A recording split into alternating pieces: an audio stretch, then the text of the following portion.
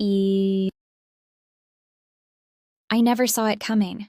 One simple lie, and everything I thought I knew about my wife, my marriage, and my life was shattered in an instant.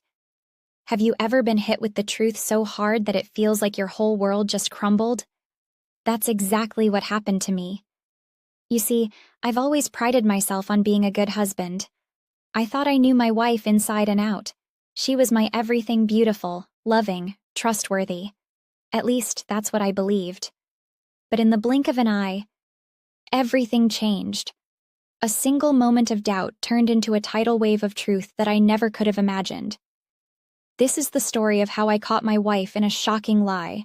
A lie so deep and so damaging that it would change the course of our lives forever. Trust me, you're going to want to hear every word of this. I thought I was the lucky one. I thought my life was perfect. But the thing about perfection is that it's always a little too good to be true. My name is Andrew.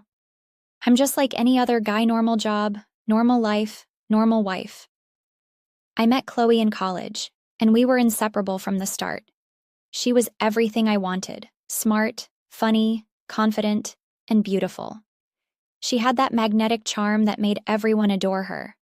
She was the kind of woman you'd want to build a life with, and that's exactly what I did. We got married after a few years of dating. We moved into a beautiful house, got comfortable, and lived what I thought was a picture-perfect life. But as much as I loved her, something started to feel off. There were little things, tiny cracks that seemed insignificant at first, but they started to add up.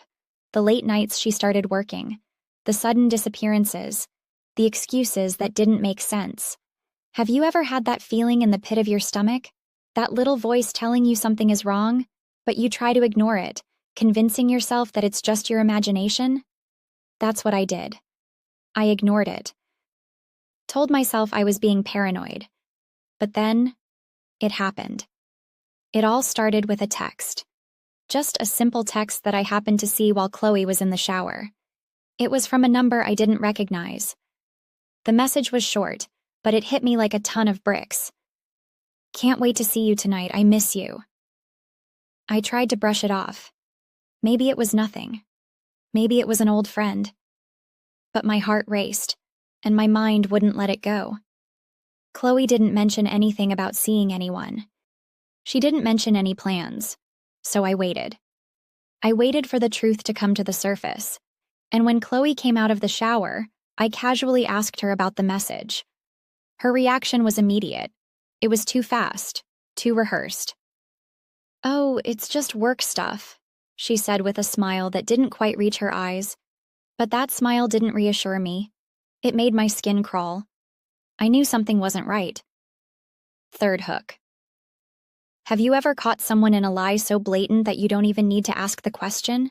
You already know the answer before they even speak. I didn't press her. Not then. But that night, I couldn't sleep. I lay awake, replaying everything in my head. Was I being too suspicious?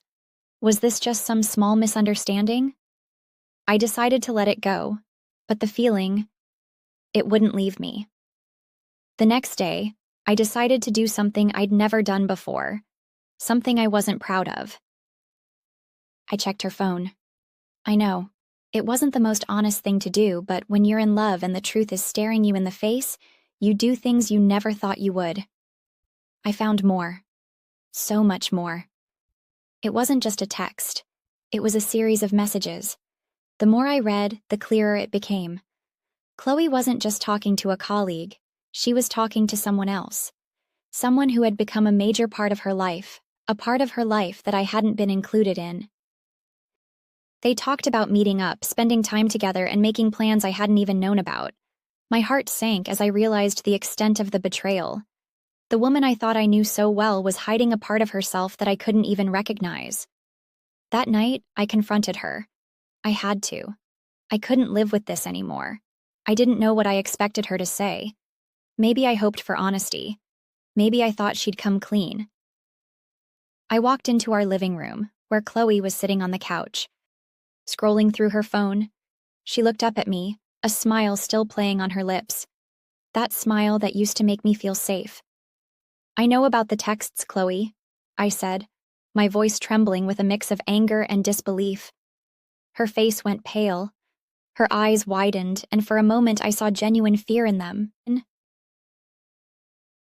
Have you ever seen the person you love, the person you trusted with everything, look at you like they're a stranger? That's what I saw in her eyes. Fear. And something else. Guilt. She tried to deny it. She said it was nothing, that it didn't mean anything. She even tried to twist the situation, making me feel like I was the crazy one for thinking there was more to it. But I wasn't crazy. I had the proof. I had the evidence right in front of me. The lies, the hidden messages, the deceit. It was all there, and that's when she finally broke. Her confession wasn't dramatic. There were no tears, no begging for forgiveness. It was calm, almost too calm. "I've been seeing someone else, Andrew," she said, her voice barely above a whisper. "I didn't mean for it to happen. It just did." In that moment, I felt every ounce of love I had for her slip away. The woman I thought was my soulmate, the woman I thought was faithful to me, had betrayed me in the worst possible way. I couldn't even look at her. I didn't want to hear her excuses. I didn't want to hear her apologies because it was too late. The truth was out, and I couldn't unhear it. Have you ever had the rug ripped out from under you? That's what it felt like. One minute, everything was fine. The next, I was standing there, completely broken, realizing that everything I thought I knew was a lie. The next few days were a blur. I couldn't go to work. I couldn't eat. I couldn't sleep. All I could do was replay everything in my head.